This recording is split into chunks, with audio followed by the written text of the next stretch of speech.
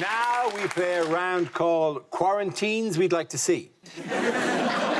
This game involved Nigel and Tom, so you could make your way to the performance area, please.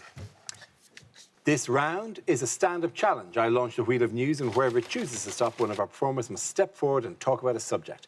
OK, here we go. Our first topic, please. Let's spin the wheel. And the first topic is food. Can I have somebody to come in on that? Nigel. Yeah, I'm from Malaysia, and, food is a pretty big thing back there. Rice is a big staple, If you go to Malaysia, like 5 kilos, that's the smallest sack of rice you can get in a shop in Asia. And you go to your Tesco's here, you seem to have the most adorable little sachets of 100-gram rice. Like, who's that for, a fly? I sent a photo of that to my mom. She was like, why are they selling the free samples? Why are they selling rice in cocaine bags? Every Asian household owns a rice cooker. Yeah, and I see you guys getting confused. When I say rice cooker, I don't mean you hire some Chinese guy. It's a device that makes rice perfect every time that you don't use here in the UK. I've seen how you guys make rice here. It's tragic. There's 2 main methods. Number 1, saucepan, right? You boil the rice and you stir it like a witch in the 1800s. Just... Sometimes it's still wet afterwards, so you strain it with a colander. If you aren't laughing now, you're thinking, isn't that what you're supposed to do? Second way, and the worst way of all, Uncle Ben's instant rice. The microwave stuff, beep, bing. Okay, that's enough Asian culture for me. Squeeze my lunch out of this pouch. Uncle Ben's has Indian rice, Mexican rice, Cantonese fried rice, but he's an old black guy. Why are we still buying that product? You buy Uncle Wong's jerk chicken? I wouldn't, and he's my real uncle. Also, don't put your phones in rice to dry them.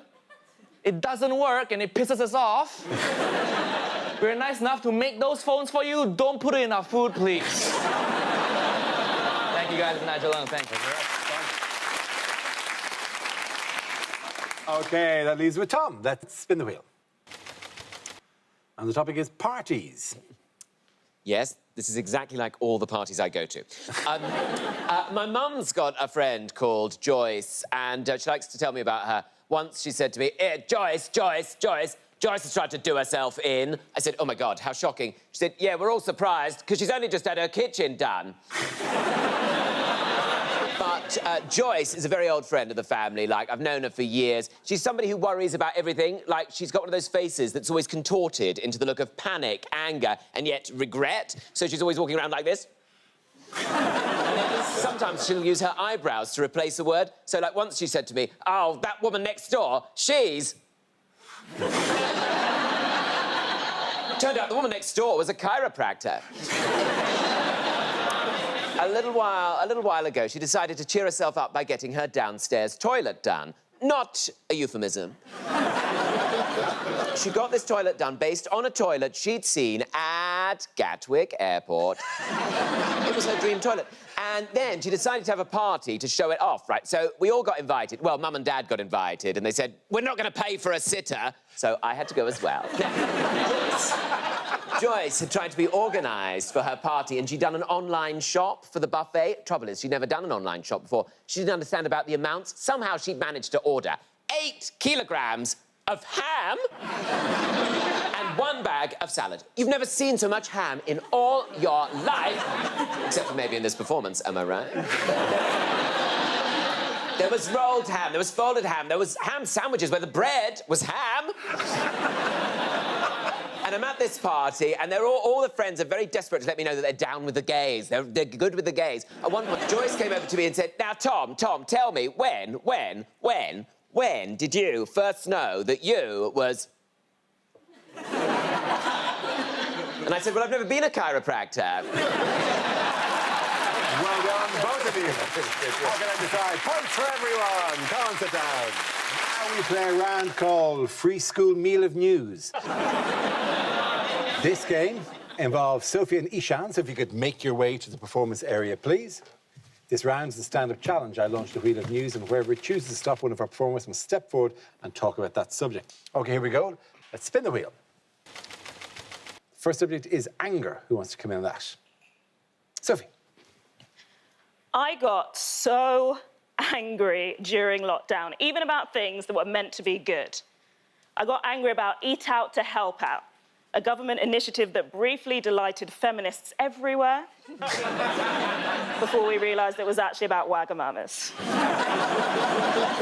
I'm mainly angry about really, really petty shit. I'm angry about cyberbullying, but I'm angry specifically that people send me emails and in those emails use the phrase, "Nice to meet you."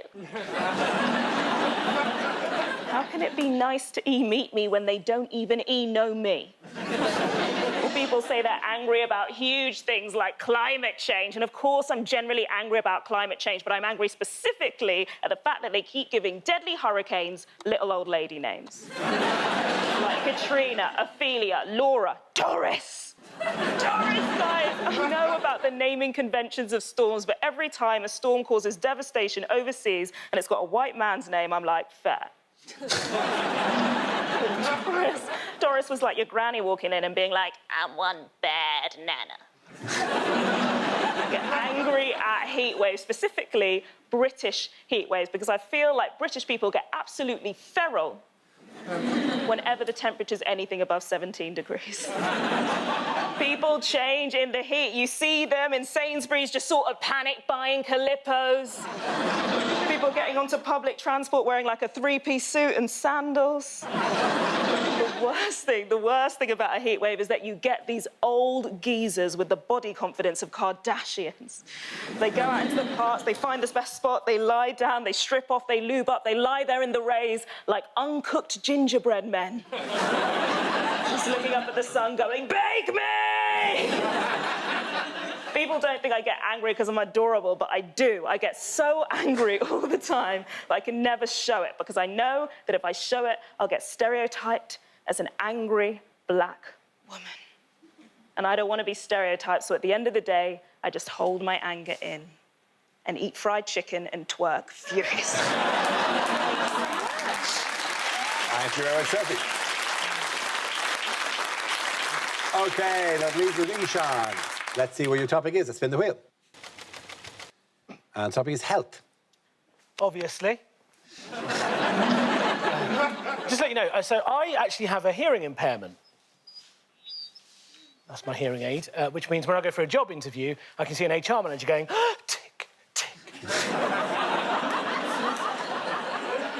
Please be gay, please be gay, please be gay. Ridiculous, right? They're not the only ones that do weird shit when they find out I'm deaf, right? The other day I was walking down the road, this guy walked past me, he noticed my hearing aid. This is all he yelled out. "Oi! Bluetooth wanker!" Stop Bluetooth earpiece. Or the other one I get is, "Oh, Ishan, it's so interesting that you're deaf because I think I'm actually a bit deaf too." What do I do with this information? You can't do that with any other disability, can you? You can't go up to someone in a wheelchair and say, "Mate, when I drink too much, my legs feel a bit wobbly as well." You can't. But also, I feel like deafness is one of those disabilities that doesn't get the respect it deserves. Like, I don't feel like I can get the same benefits as other disabled people. Like, I can't legitimately enter the Paralympics, can I? There's blind football, wheelchair basketball. A deaf race would be a line of men just waiting to start. It's not all bad, though, because my deafness actually makes me eligible for a disabled person's rail card, which has been really useful these last 6 months, right? And I'll be honest, when I got it, I thought, do you know what? Because deaf people don't get the same benefits as other people, I'm going to try and make sure I get as many of them as I can, right? So I thought I'd try and get myself a blue badge, right? So I walked into the local council office, a bit too ably. And the guy behind the counter, he took one look at me and was like, "Oh, my God, yes, come on over." I was like, wow, this guy is so good. He knows how disabled I am, and he's beckoning me over, right? So he beckoned me over, he sat me down, and he pulled out a form. And the form, you have to tick the reason why you're giving someone a blue badge, right? And he ticks off weight-related mobility issues. Thank you very much. Thank you very much, Ishan. OK. At the end of that round, the points go to Sophie. Come on. We play a round called Biden Into My DMs. This game involves Mark and Maisie, so if you could make your way into the performance area, please. This round is a stand-up challenge. I launched a wheel of news, and wherever it chooses to stop, one of our performers must step forward and talk about that subject. OK, here we go. Let's have our first subject, please. And the first subject is lockdown. Who wants to come in? Maisie. Yep, as you can tell by my haircut, I dealt with the first lockdown really well. really well. What's it called? Business at the front? Where the hell's the back? I spent lockdown and lived with my boyfriend and my brother, which is an interesting combination. Obviously, love them both very, very much. I feel like I should also acknowledge that they are two different people, by the way.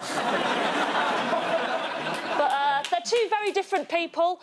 In fact, they couldn't be more different. I was trying to think of the only thing they have in common, and I realised it's that at some point in their life, they have both had a bath with me. Obviously, one was very erotic, and the other one he pooed in. Ruined Valentine's Day.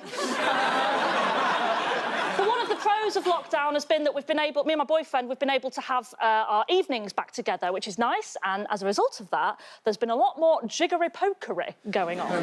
And so to make sure it doesn't get bland, to keep it spicy, I decided to go and buy some sexy lingerie. I say I bought sexy lingerie. I went and bought a pair of knickers that matched a bra I already had. But that's because sexy lingerie is expensive. It's really expensive, right? You can tell because when you read the labels, they all sound like very posh sports. I decided to buy this lingerie, took out a 3-year loan to get it, and do you know what? It took me that long to put on. I was in the bathroom for ages trying to get it on. There was straps this way, straps that way. By the end, I looked like a pork joint in a butcher's window. But I'm there, trying to psych myself up, right, going, you're sexy, I've got the moisturiser on, I've put my sexy playlist on. I was like, Alexa, play aubergine emoji playlist. Right, I was in the zone. In the zone. I was like, come on. I walked into the bedroom, my boyfriend, he saw me, his jaw dropped to the floor, and he went, wow. That is coming straight off. I said, it's chuffing not! I said, this is a treat, and you need to appreciate it as such. When you go to a restaurant and you have the posh item, you have the expensive item, let's say you have the £40 steak tartare, you don't wolf it down like a burger. You take your time with it, you savour it, you appreciate what you're having. And I'm not a wimpy burger, Michael. I am a £40 steak tartare!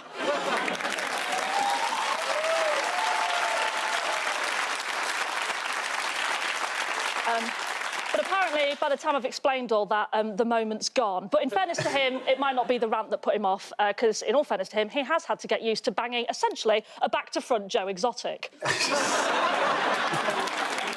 Thank you very much, Maisie. OK, that leaves us with Mark. Let's see what your topic is. Let's spin the wheel. And the topic is jobs. So I don't really like the people that work at the train station. They can be a bit annoying. I went there the other day, went up to the desk, I said to the man, can I have a cheap ticket to London, please? He said, it's peak time. I said, OK. Can I have a cheap ticket to London, please? I used to work in a cinema. This one day I was supposed to start work at 9, got there at 9:30. Boss was angry, came over, he said, Mark, you're late, I want you to make the time up. I said, OK, it's 9.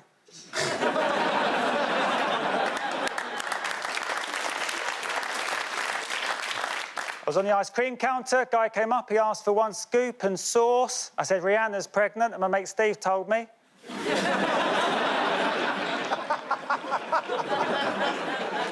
At the age of 30, I was a Virgin Air steward, working for British Airways. So my father worked 12 hours a day to put food on the table. Great dad, slow cook.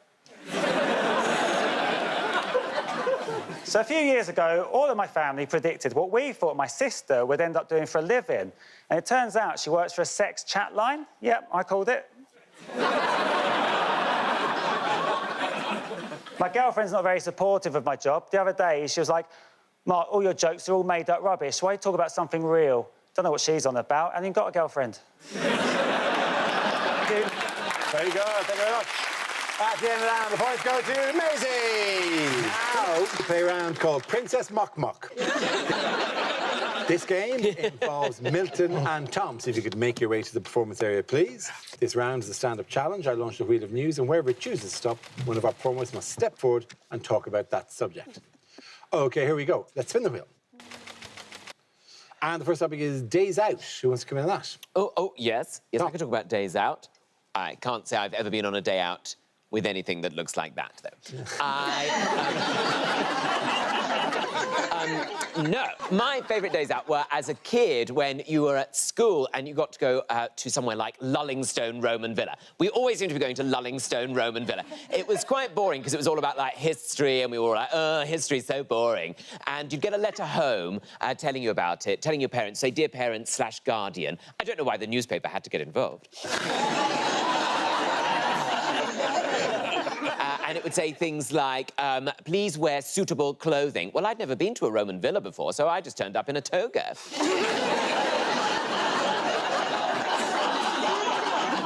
And when you get there, right, on the day, you get siphoned off into little groups, which are headed up by either an out-of-work parent, maybe a local lollipop lady, or, seemingly, just any old local criminal.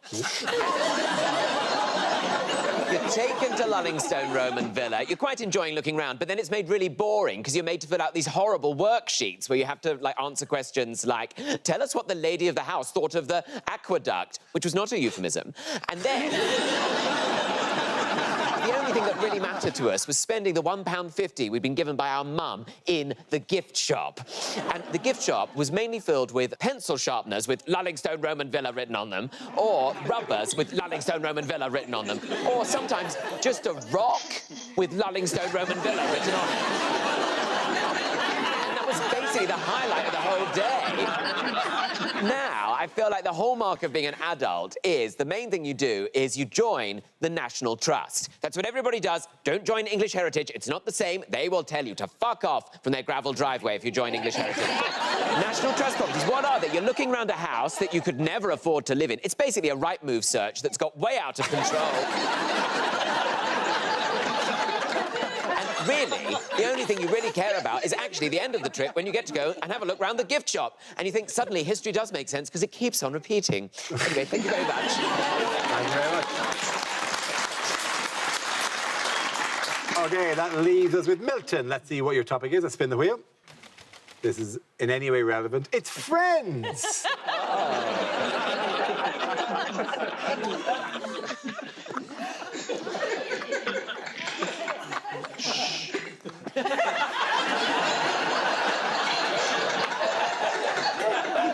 Friends sometimes ask me why I'm training 2 rabbits to leap up in the air behind me and flex their ears simultaneously.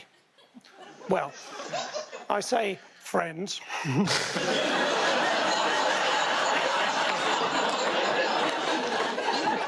I don't know if you ever get to know someone on the internet and then you actually go round to their house and spell out in balloons, will you marry me? And then you see their actual face and you pop the question.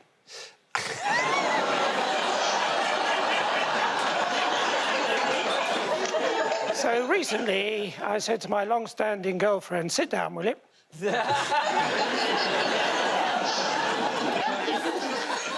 Ed Byrne, that sounds like a nasty injury.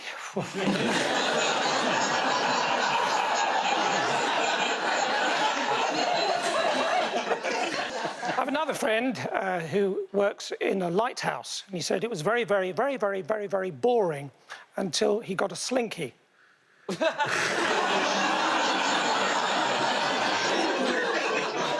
I've got another friend who thinks I've got attention deficit. Look at those lights. And I've got another friend who really doesn't like it when they're having a shower and I try and wash a knife at the same time. Milton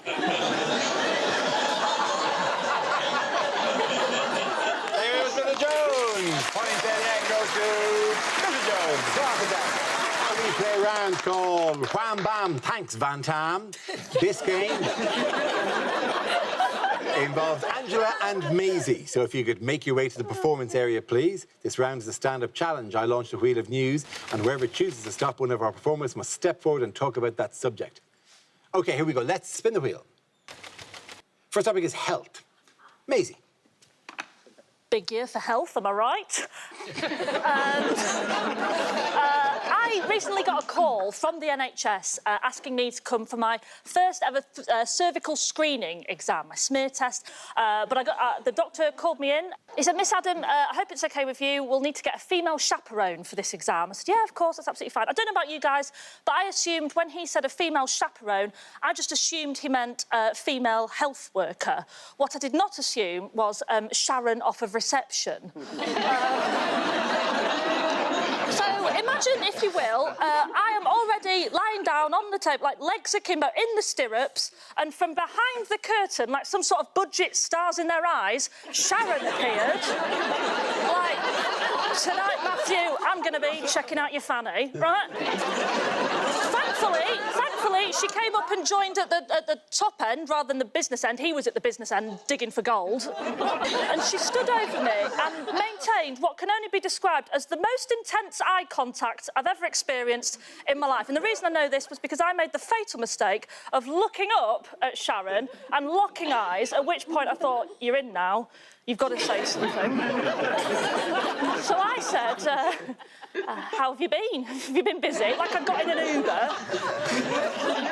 And I thought she'd find this as uncomfortable as me and try and cut it off. No. Sharon took this as an invitation for a deep, meaningful chat. She went, do you know what? I won't lie. It's been really, really hard. It's been really difficult. We've never been under such a strain as now. The NHS is really, really struggling. The phone lines are going off the hook. We've got too many patients, not enough doctors. I'm not seeing my family half as much as I wish I could. Her voice started cracking. She went, everybody stop clapping on a Thursday night. And I didn't know what to do, so I grabbed her hand and I said, Sharon, I'm so sorry you feel like that. I'm so sorry. This is during my cervical screening exam. A man is inside me. I said, I'm so sorry you feel like that, Sharon, but I just want you to know you're so appreciated, and it's people like you that have kept this country going, and I'm really sorry you've been made to feel underappreciated. And then, from between my inner thighs, the doctor looked up at Sharon and went, do you know what? She's right, Sharon. You've been brilliant.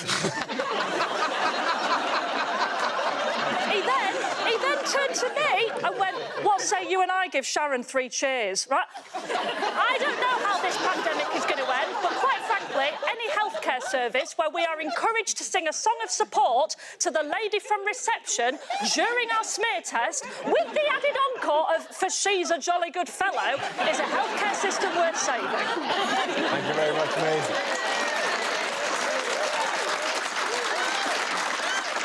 OK, that leaves us with Angela. Let's see what your topic is. Let's spin the wheel. And the topic is exercise. I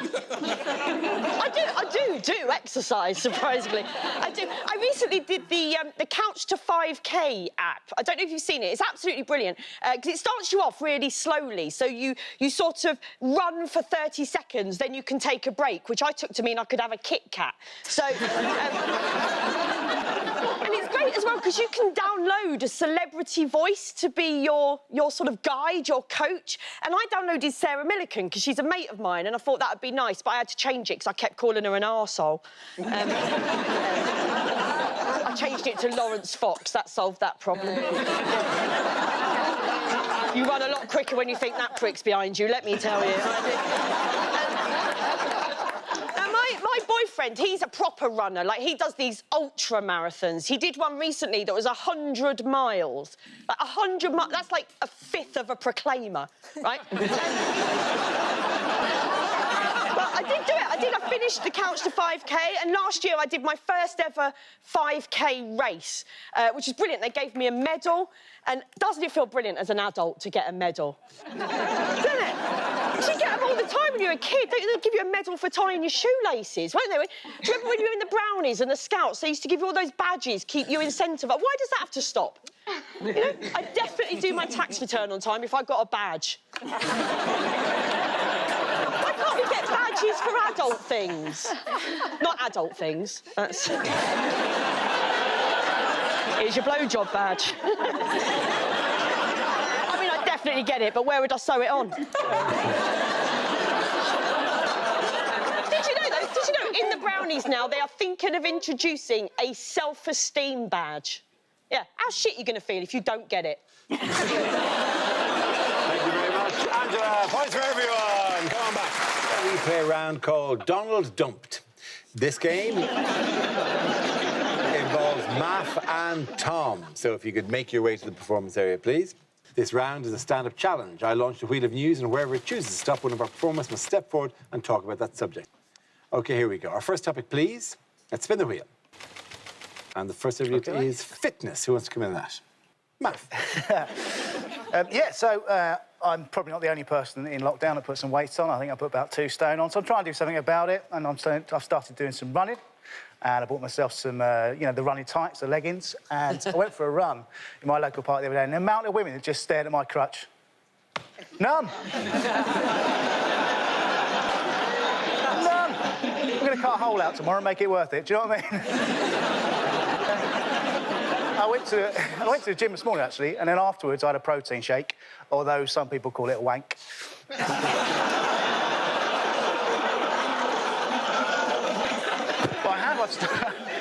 started looking after myself better. I've started cooking properly. I've started cooking with coconut oil. Well, Malibu, same thing, innit?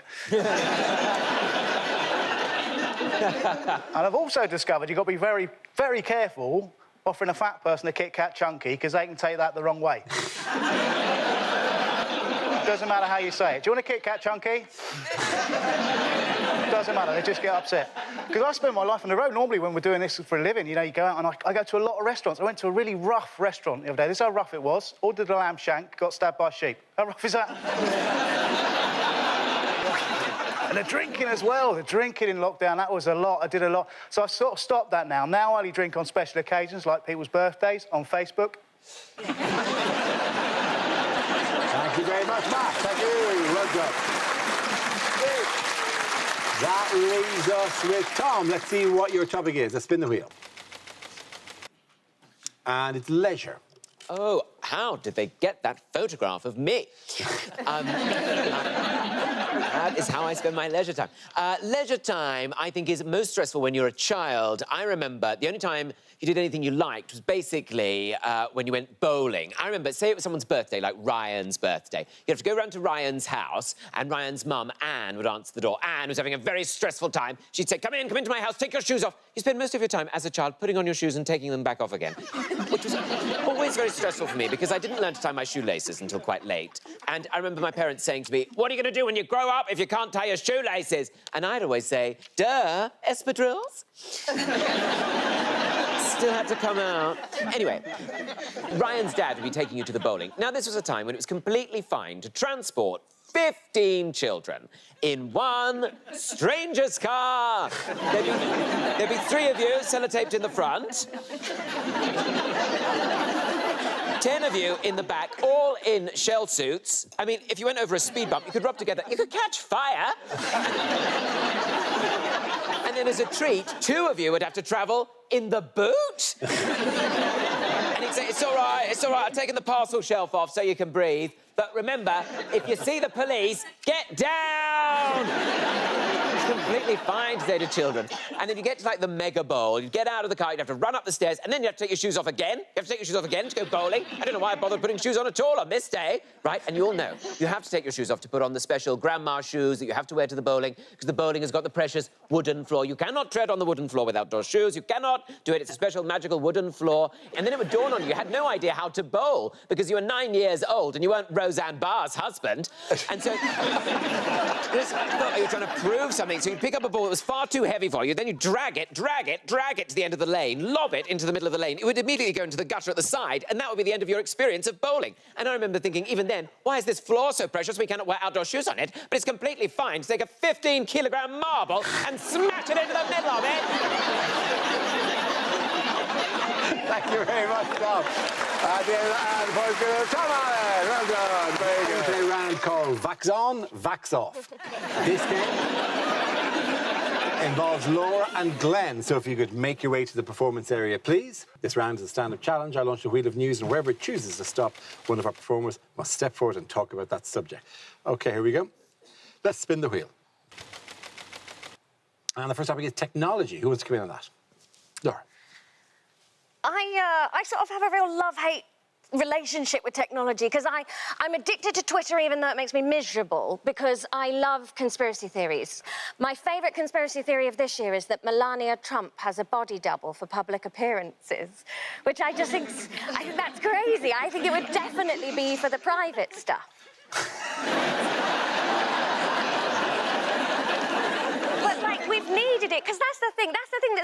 me through the lockdown is not being able to have human connections. I'm really needy. Like, I like stand-up, but if I could do this my way, it would just be me coming round individually, sitting on each of your laps, going, you do love me, don't you? Like, I need affection, so I'm glued to my phone, like, who doesn't love me? But, I know you think I'm joking, but when we've done this record, we're getting in a WhatsApp group. Just... I don't know what happens, but women download WhatsApp, and then the next day you wake up and you're in 14 separate WhatsApp groups that are all made up of different combinations of the same 7 women. But there's one woman missing from each group, but you don't know which one's missing because you've given them all bizarre names based on in-jokes that you've forgotten about, and it's chaos. Your phone's beeping every 20 seconds, so you can't have that, so you have it on mute, but then you can't admit that it's on mute because that's treachery. So you have to be like, oh, sorry, I haven't looked at my phone all day. Yeah, like any of us haven't looked at our phone for more than 5 minutes.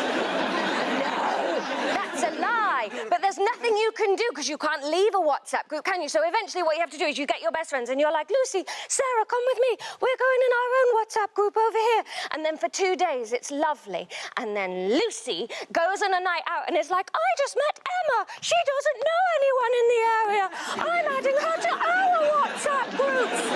No! No! If a woman has reached her mid-30s and doesn't already have a solid group of friends, it's for a reason. Well done, Laura. Very good. That leaves us with Glenn. Let's see what your topic is. A spin the wheel. Confrontation. I'm doing it, all right?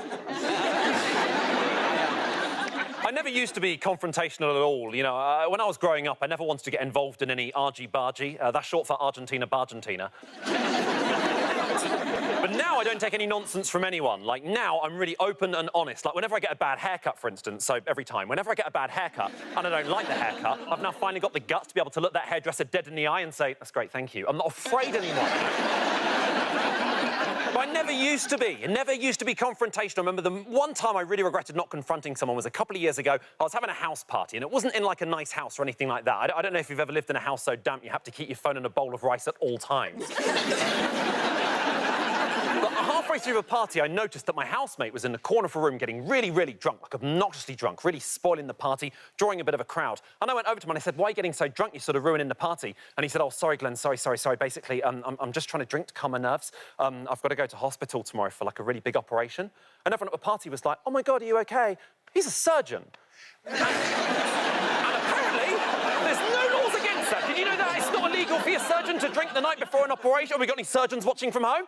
No, because they're all out getting hammered. That's what I've learned. No one knows this about surgeons. I don't trust any surgeons anymore. It ruined every night out for me since. I'd be out on a nightclub dance floor looking around the whole time thinking how many of these pieces of shit are medical professionals. And the worst thing I found out is that if you're a patient, you're not allowed to drink the night before an operation. That's messed up in the wrong way round. I know why surgeons have imposed that rule. Surgeons don't want you drinking the night before an operation because surgeons are worried you're going to go out clubbing and bump into them. Whilst your doctor's handwriting's so messy, he's got the shakes from last night. Your surgeon's only scrubbing up before an operation. He's trying to get rid of the nightclub stamp from the back of his wrist. That's the only reason. But obviously, I didn't confront him because, you know, I was a timid person. I'm not like other 28-year-olds. Well, I'm 31, but like, I think I was always nervous about confronting people because I was always very shy. I was always very neurotic, you know. I'm one of those people, you know, I can't pee unless I can hear a tap running, you know, and I can't shit unless I can hear lasagna being dropped into the bath.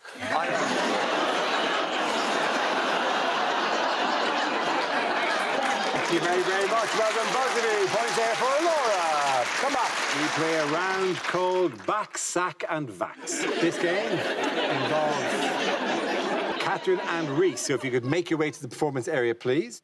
This round is a stand-up challenge. I launch the wheel of news, and wherever it chooses to stop, one of our performers will step forward and talk about that subject. Our first topic, please, is spin the wheel. And the first subject is relationships. Catherine. Okay. Hello, I am a lady who dates ladies, which is easy to tell you because I don't know you and my dad doesn't know how to use Zoom. Also, I will say, I don't know you, right? It's easy to tell people on television, don't know you. I find it much more terrifying to come out to people I do know or people I've had in my life for a really long time, which is why I find myself in a situation at 32 where I am still working up to coming out to my manicurist. That's a much bigger dilemma than it sounds, right? Because on the one hand, it's like, will she finally make my nails as short as I need them to be?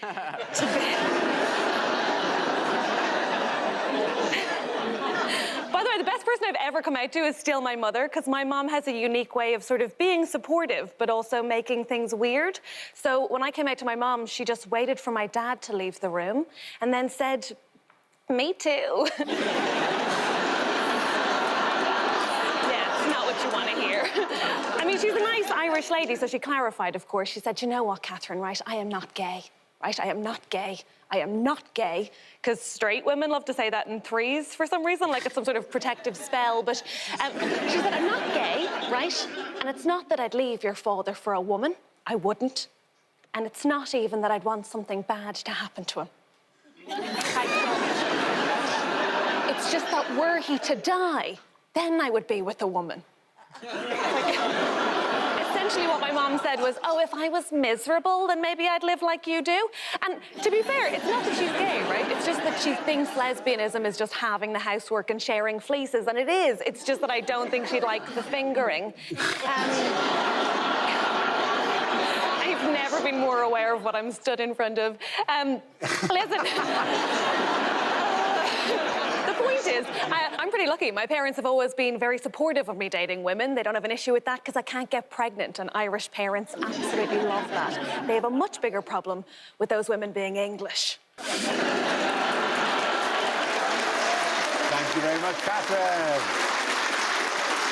OK. That leaves us with Reese. Let's see what your topic is. And the topic is school. Oh, I didn't want to go with a picture of fingers for that one, did you? At the start of last year, I was asked to speak at my school. I don't still go there. I was asked to return to my old school and give a speech to the Year 11s, right, to go back and inspire the Year 11s. And I said no, because there was no fee. But also because if you're going to be one of those pricks who goes back to your old school to be inspirational, you've got to be very famous, OK? You've got to be so recognisable. I've been on the show a lot. There's still people watching this going, oh, my God, how did Mock the Week manage to book the girl from Star Wars?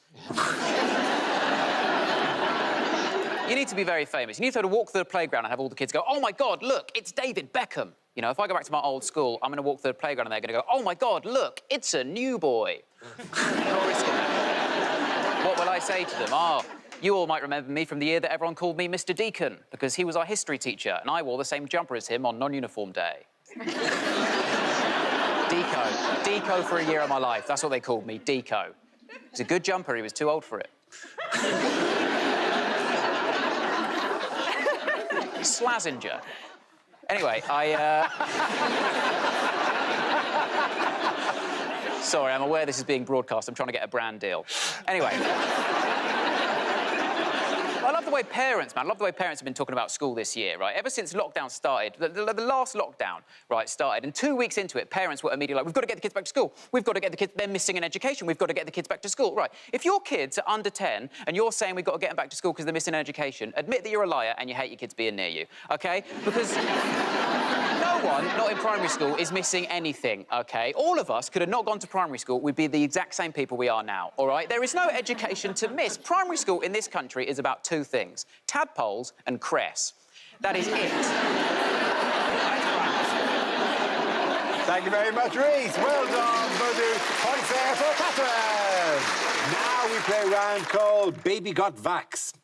This game involves Angela and Milton. So if you could make your way to the performance area, please. This round is a stand-up challenge. I launch a wheel of news, and whoever chooses to stop, one of our performers must step forward and talk about that subject. OK, here we go. Our first topic, please. Let's spin the wheel. The first subject is ageing. Hello. I am 44, ladies and gentlemen. I gave you a moment for a gasp of surprise. Fuck you. People often ask me how I managed to look so young, and I do have a secret to looking young, and I will share it with you. And my secret is that I wake up every single morning and I don't have any children.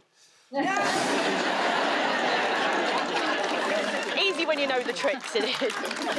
I'm part of what they call the Peter Pan generation, Generation X. We're the generation that had the first Alco Pops, right? And I think that's why we'll never grow old, because Alco Pops send you a message, don't they? So you don't have to get old. You can get pissed on lemonade forever. You know, it's a beauty, because alcohol was a rite of passage, wasn't it? It was something you had to grow to love, like olives or stepchildren. You know? I still drink Alco Pops. I thought by the time I was 44, I'd be a sort of sophisticated drinker. You know, drinking expensive red wine with my friends while discussing current affairs. I thought I'd be French. That's what I thought would happen. Because you never see a French person, do you? Never see a French person with red wine lips. Never. Me, 2 glasses of red wine, I look like I've sucked off a felt tip. Why is that? Because people had said to me before I turned 40 that when you turn 40, as a woman, you become invisible. I was like, brilliant, because that's like the best superpower, right? And then I got a taste of what they actually mean. I was with my brother. Now, my brother's a lot younger than me. He's 12 years younger than me. His name's Phil, or as I like to call him, Whoops. And, sorry, Phil. We were walking along together, and we walked past a nightclub, and there was a guy outside the nightclub, and he was handing out flyers to passers-by, and he gave one to my brother, and he didn't give one to me, and I was furious. Right? I was like, how dare you judge me on my age and appearance? How dare you decide? I've got more disposable income than young people. I could spend it in your establishment. How dare... And the guy sheepishly handed me a flyer, and I snatched it out of his hand and walked round the corner, and that's when I realised it was a flyer about the importance of checking your testicles. 2021, mate, I could have testicles. Thank you very much, Angela. That leaves us with Milton. Let's see what your topic is. Let's spin the wheel. And it's childhood. So I come from a family of failed magicians. I've got 2 half-sisters.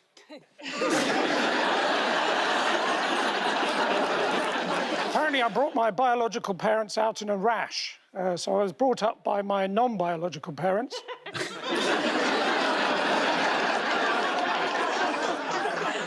An upbringing of little comfort, I can tell you.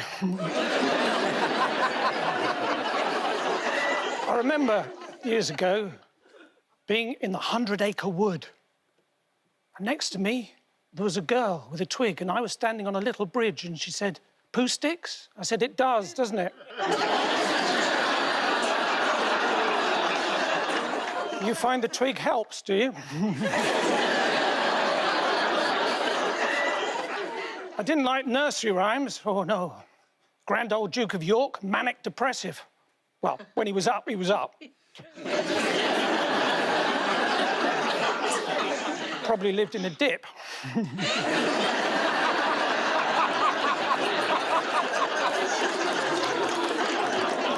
Thanks, that doesn't normally work.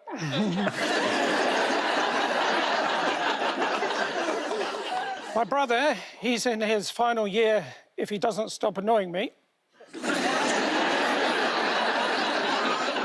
It's not his fault. When he was young, he fell into a snow globe. Managed to survive, just badly shaken. Thank you very much. Well done. Points there for Milton Jones. Sit back down. Thank you very much.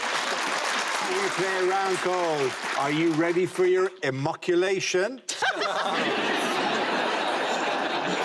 This game involves Glenn and Maisie, so if you could make your way to the performance area, please.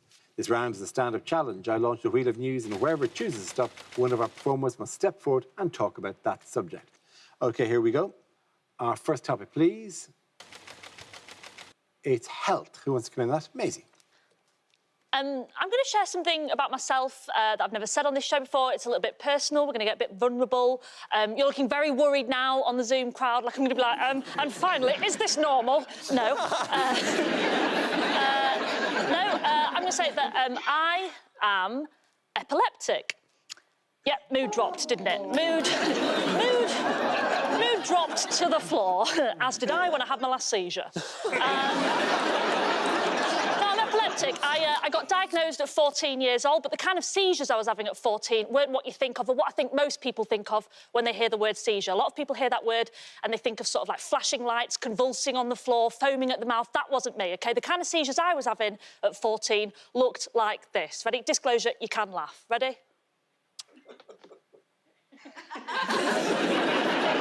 Once more for you there.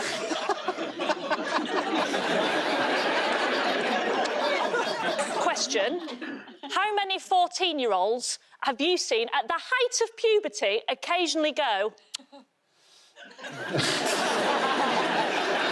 So when I got diagnosed at 14, the doctors were like, oh, you've probably been epileptic since you were 10, just everyone thought you were rude, right? I swear to God, I remember having an argument with my dad, right? I remember having an argument with my dad before we all knew that I was epileptic, and my dad was going to my mum, Jill, if she rolls her eyes at me one more time, I will send her to her room. And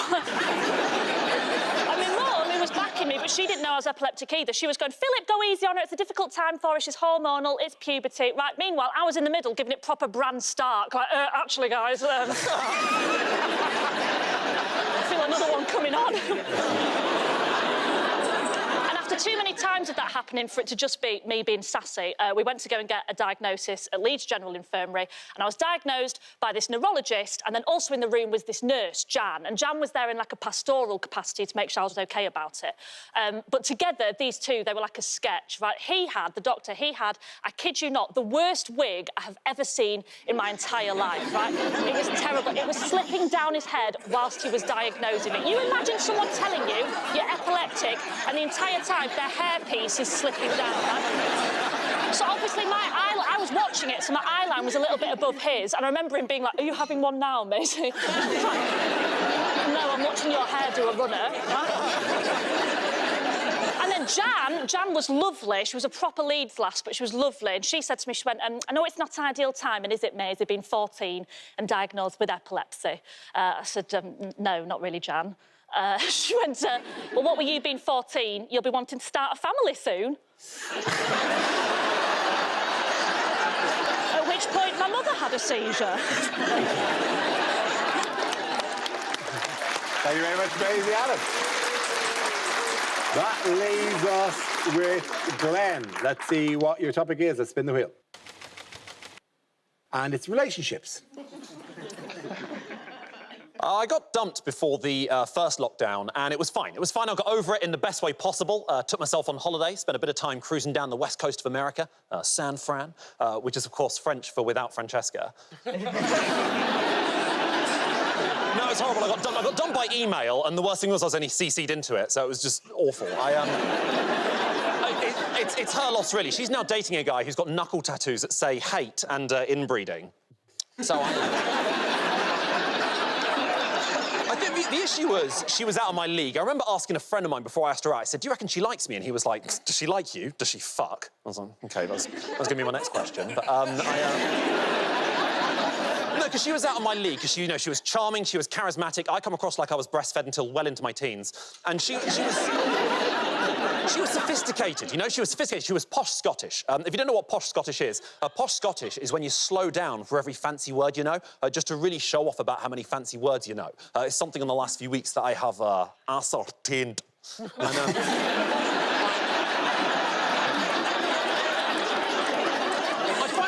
Someone who's out of your league, you start to panic. You sort of think, have I overstretched myself? Have I taken things too far? Have I shitten off more than I can poo? And so when she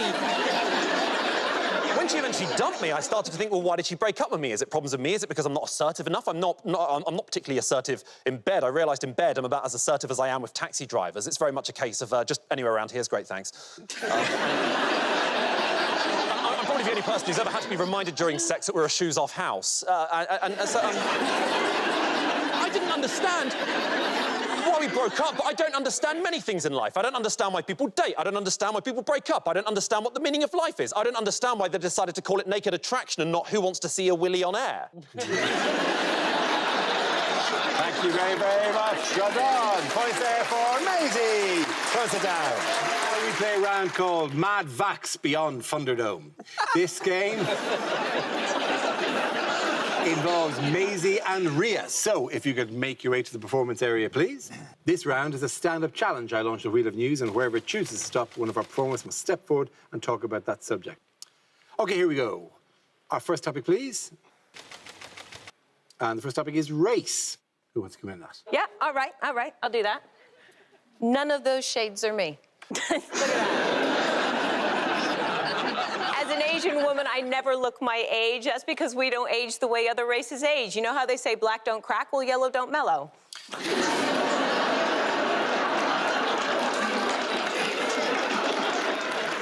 We're essentially 12 into the day that we're 90. There is no in between. I've looked like this since World War II. Think about it. You have never seen a middle-aged Asian woman. We're either sweet little sex kittens or wise old women. A lovely little geisha girl or something from the ring.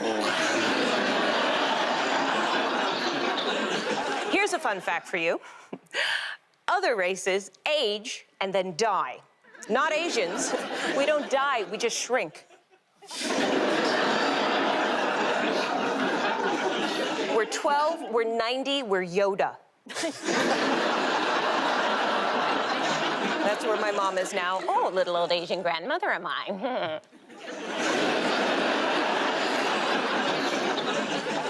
As I've mentioned, I have 3 kids. The 2 boys came out looking like me, right? They had dark hair, they had dark eyes. I knew they were mine.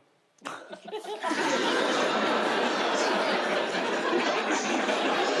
else would I tell?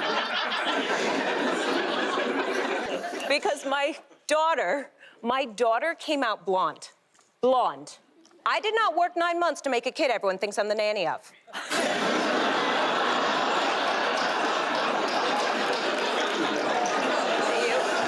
Thank you very much, Rhea. OK, that leaves it with Maisie. Let's see what your topic is. Let's spin the wheel. The topic is the North. That is me on my first day of school.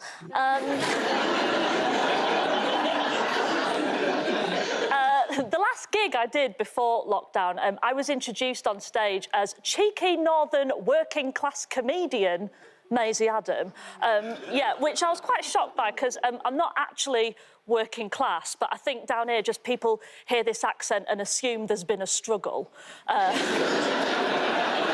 Honestly, you talk like this down in London and they're like, oh my God, a female Billy Elliot, I love it. Are you all right using an inside toilet, yeah? Yeah? I'm from Yorkshire. My parents are both from Yorkshire, but my dad's a proper Yorkshire. He's a man of very few words. In fact, he speaks like once every 3 days. And when he does, what he says is so basic, you wonder if it's actually quite profound. I was trying to think of the last conversation I had with my dad before all this, and it was, he just sort of shuffled into the living room, sighed, and said, I genuinely thought, it was so basic, I thought he was reciting a haiku. Like, he came into the living room, sighed, and just went, dishwasher's broken, but I've checked the guarantee, it's got a year left, and then walked out again. I was just sat there like, thank you for sharing, Phil. Did you write that? That was beautiful. Thank you.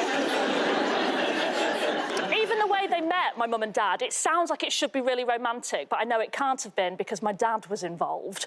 They met walking their dogs, right? They met walking their dogs in the park. Sounds very beautiful, very Disney, very 101 Dalmatians. But I know for a fact it would have just been like my dad walking up to my mum, pointing at a dog, going, what's that? And her going, it's a Cocker Spaniel, why? And he'd be going, lovely, what are you doing on 1st of August? Shall we get married? That's it. Thank you very much. Well done to both of you. Points there for Realina. Come on, sit down.